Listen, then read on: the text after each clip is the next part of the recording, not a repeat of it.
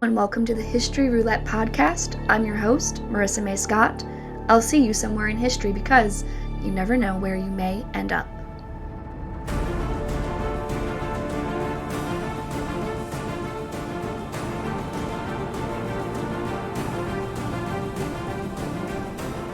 Hello, and welcome back to History Roulette podcast. I am your host, Marissa. I'm so excited that you're tuning back in, and hopefully you'll learn something new because let's get lost in history. You never know where we may end up.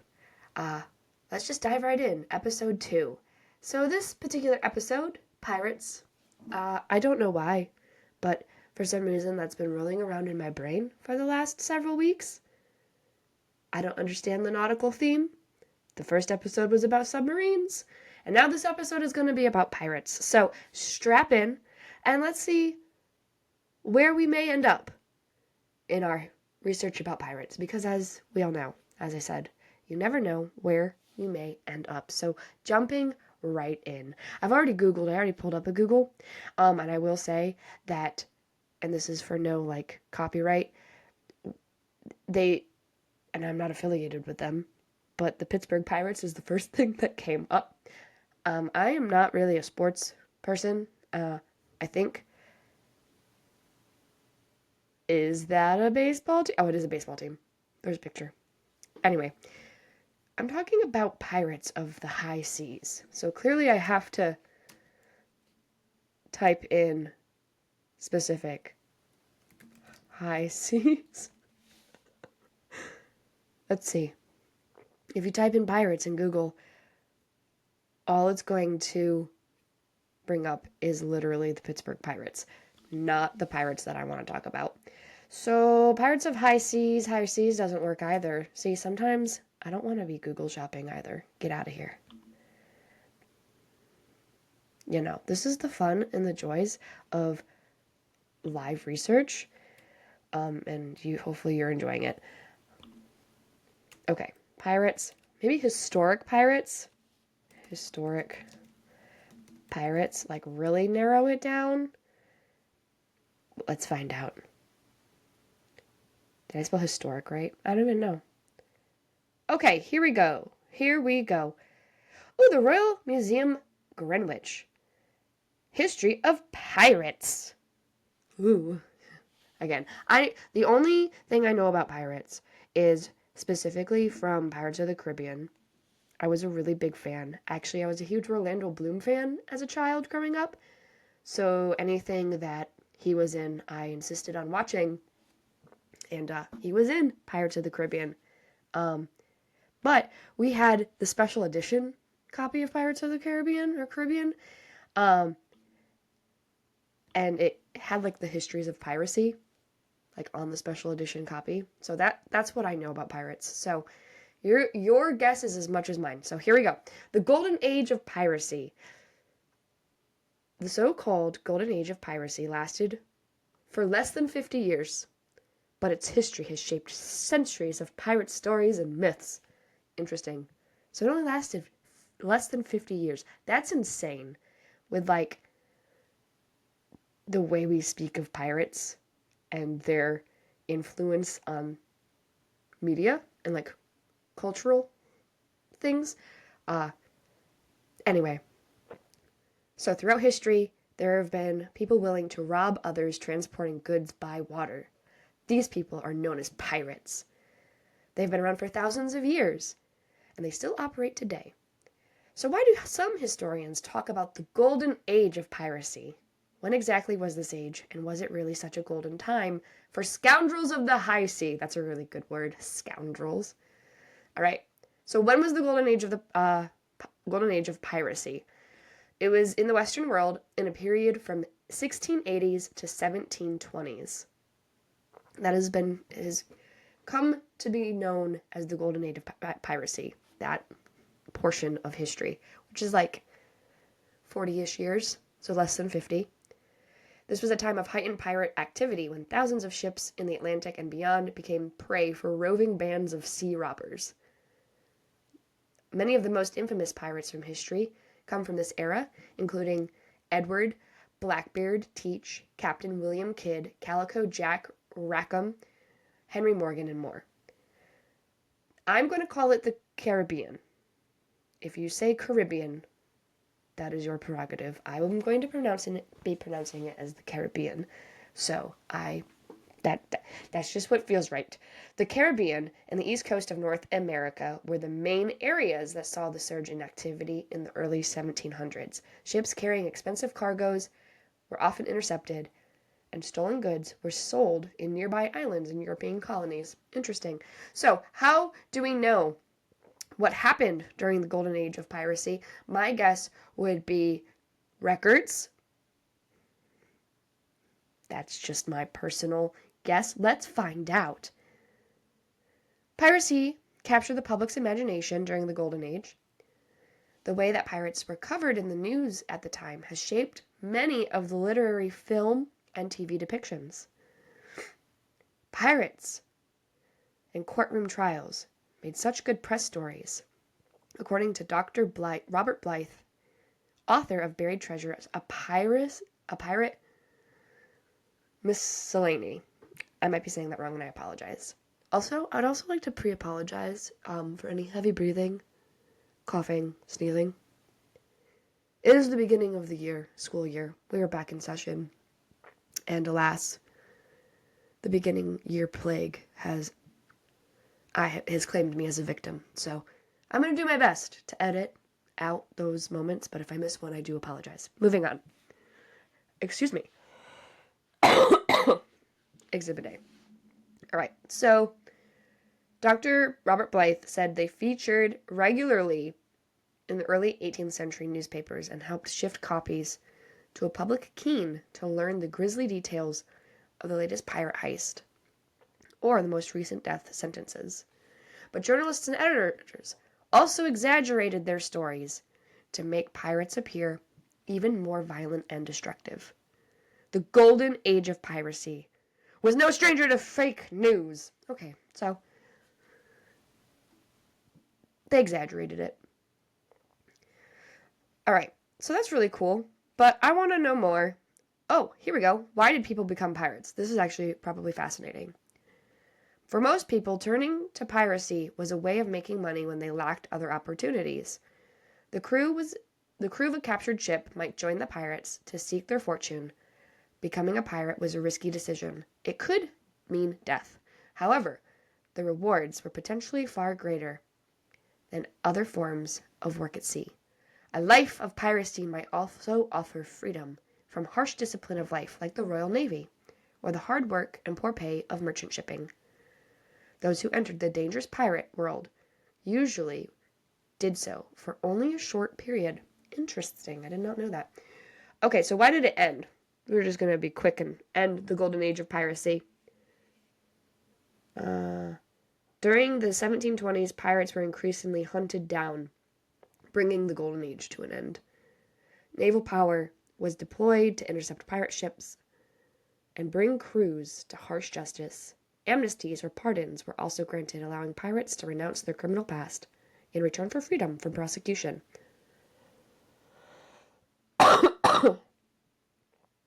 The fate of the crew of pirate Bartholomew Roberts, what a great name, demonstrates how violent punishment was used to deter would-be pirates. Let's find out what happened to Bartholomew Roberts. See, that's what kind of punishment did he... What happened? What happened? He was from Wales.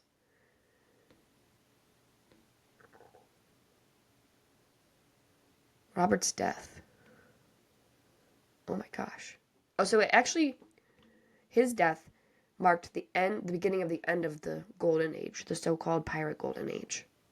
Interesting. The Pirate Hunters Cup. So this is also found on the same exact website that I was just on, the Royal Museum Greenwich. The Pirate Hunters Cup. Why does a carved coconut shell... What? Not why. What does a carved coconut shell have to do with one of the most deadly pirates in history? Interesting. So this was actually written by Dr. Robert Blythe. So, interesting. So the name, I've been saying interesting a lot in this particular episode. Because it is interesting, that's why. Anywho, the name Bartholomew Roberts might not be quite as famous as Blackbeard or Captain Kidd or other popular pirates of fiction, but his short-lived career set him apart as a pirate par excellence. In just 3 years, he captured hundreds of vessels, making him the scourge of Atlantic trade. His story ellipses the world of pirate fiction. His death at the hands of... I'm going to butcher this name, and I pre-apologize.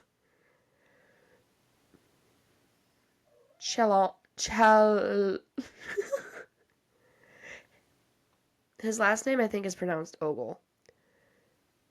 Challoner Ogle? It's an interesting name. It's Challoner. Challoner. I highly doubt that that's how it's pronounced. Ogle. I can say that. His nemesis. So, this Ogle guy was his nemesis. And the owner of a cup marked the beginning of the end of the piracy's so-called golden age. Tales leading to the creation of the cup is one of violence, authority, justice, and power. It's a pirate adventure like no other. It's a really nice looking cup. I want to know how he died. His nickname was Black Bart. Bartholomew's nickname was Black Bart. Honestly, appropriate. If your name is Bartholomew, Bart, I feel like, is the only appropriate nickname. You could go Olo. My nickname is Black Olo. No, he went by Black Bart. Again, I feel like that's the only appropriate nickname for that name. So nickname, Black Bart. He was born near Haverfordwest, Wales, about 1682. And he died. He was killed in battle on the 10th of February, 1722. Claim to fame. Was one of the most successful of all of the heroic pirates of the late 17th and early 18th centuries. He captured and stole from well over 400 vessels in his short criminal career, a success rate far greater than any other pirate of this period. Okay. A merry life and a short one, the death of Bartholomew Roberts. So Captain Ogle, I'm not even going to try to say his first name, but Captain Ogle was given command of a 50-gun warship, the Swallow. What a great name. On the 11th of March, 1719. After duties in North America and the Mediterranean, he was ordered to West Africa in early 1721. In November, he learned that 2 pirate ships were operating in the region. For Ogle, the hunt was on, but where were the pirates? Roberts was also in West Africa, where he had been busy raiding ships laden with cargo. Okay, I'm going to attempt to say this name, and again, I'm going to pre-apologize. Ouidah? Ouidah. It kind of looks like the name Alado Equiano, but I know it's not. But that's the brain, that's what my brain is looking at. But in modern day Benin, again, I apologize. I will look it up so I know how to say it for later if I ever come across those names again. So anyway, he was in modern day Benin. He learnt from an intercepted letter that the Royal Naval warships were nearby. Roberts made a hasty departure, leaving just a day before Ogle arrived in the Swallow. It was the narrowest of escapes. Roberts now sailed to Cape Lopez in modern-day Gabon, again, apologize if that's incorrect, to make his ships ready for a voyage to Brazil. But Ogle was on his trail and spotted the pirate ships on the 5th of February, 1722. The dazzling reign of Black Bart as the undisputed king, they put quotes around king, of the pirates, was about to enter its final short episode. This time, there would be no lucky escape. When Ogle found his target on Cape Lopez, he faced a problem. The Swallow had 50 guns, and his men were weakened and diminished in number by disease. We should look up the diseases afterwards, what they faced, just because it's fun, in my personal opinion. Whereas Roberts had 2 ships with a total of 72 guns and an experienced crew. The encounter was by no means a foregone conclusion. Okay, stakes were high. It was a matter of duty, honor, and avoidance of failure. For Roberts, it was about freedom, fortune, and quite simply, survival. The Swallow had troubles with disease. Roberts' crew, the Royal Fortune. What a great pirate ship name. The Royal Fortune. But it was not at peak condition either. Let's see. Having recently taken a prize, the hell-raising pirates celebrated by drinking their way through its stocks of liquor. Why would you do that if you're being chased by the Royal Navy? In my person, like, what? Why? That's my first question. Okay. This was done at Cape Lopez on the 9th of February, making the following morning something of a challenge without added burden of sudden arrival of a 50-gun warship. How wonderful. When the Swallow was sighted again the following day, and now identified as a warship, Roberts devised a plan quickly. Although his crew had was decidedly under the weather, many of them still drunk and hungover, he chose to fight. Okay? Oh. Captain Johnson. So in a general history of the pirates, Captain Johnson describes Robert on the deck of the Royal Fortune confronting Ogle. Roberts himself made a gallant figure at the time of the engagement, being dressed in a rich crimson damask waistcoat and breeches, a red feather in his hat, a gold chain round his neck, with a diamond cross hanging to it, a sword in his hand, 2 pairs of pistols hanging at the end of a silk sling, slung over his shoulders, according to the fashion of pirates, and is said to have been given his orders with boldness and spirit. So this is what we imagine all pirate captains to be looking like. His luck finally ran out on the 10th of February in a series of broadsides from Ogle's ships, rendering the pirate vessel essentially immobile, with the masts and rigging destroyed. Robert's death was swift and bloody. He was grape shot. Oh my gosh.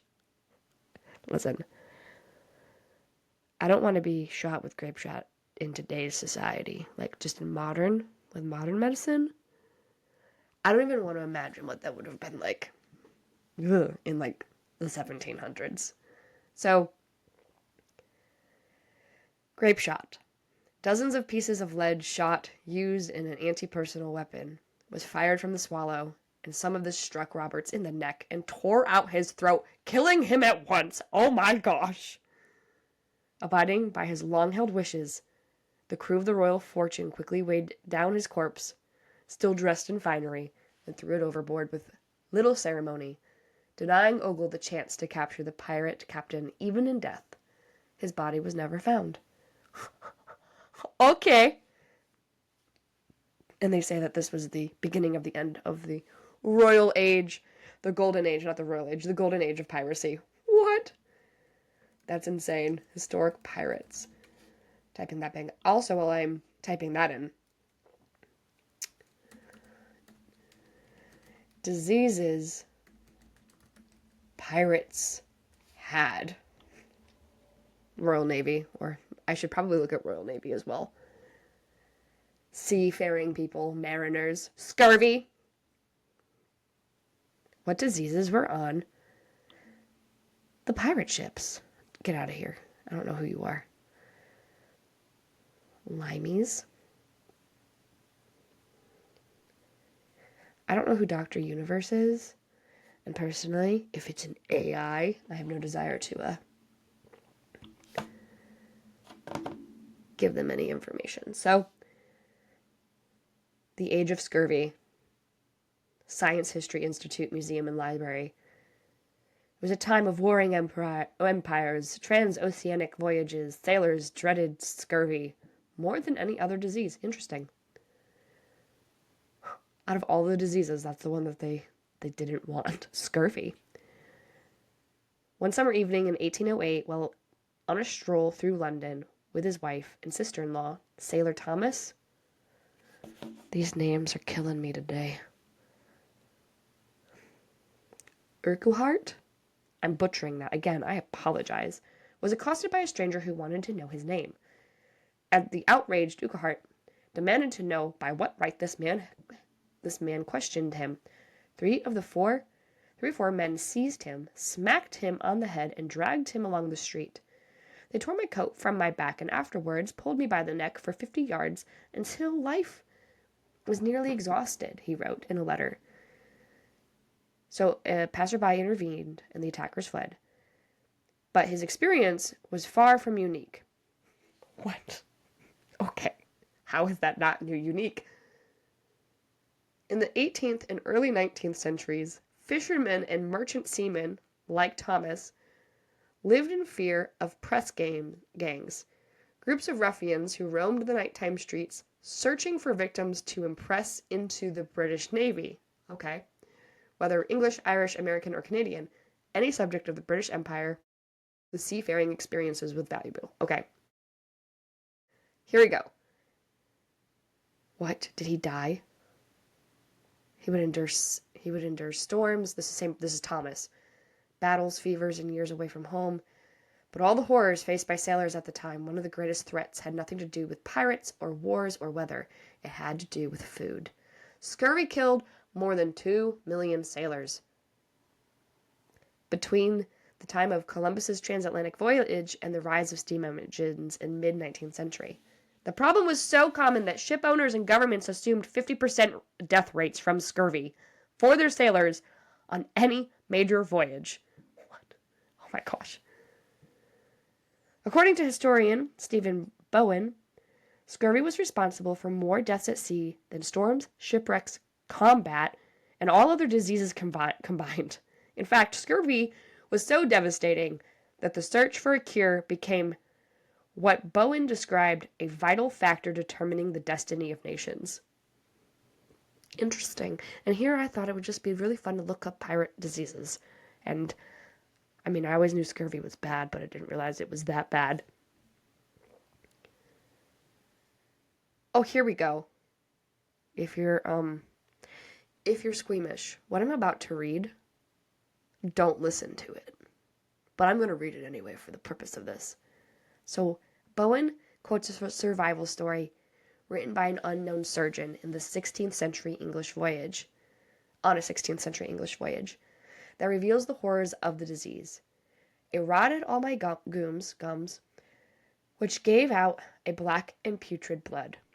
My thighs and lower legs were black and gangrenous, and I was forced to use my knife each day to cut into the flesh in order to release this black and foul blood. I also used my knife on my gums, which were livid and growing over my teeth. Okay, so I'm going to stop there because it just continues. Many people died of it every day. That's essentially what he's saying. Scurvy affected many of the explorers we learned about in grade school. So Vasco da Gama lost his brother. Ferdinand Magellan watched it take most of his men who had nothing to eat, but old biscuits reduced to powder.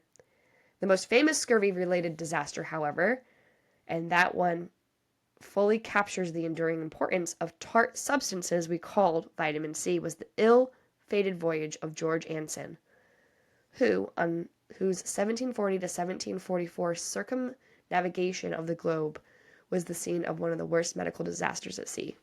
Oh my gosh. I definitely would encourage you. I will, of course, add this link in the description box about this. Who would have thought scurvy was like the number one killer on the high seas?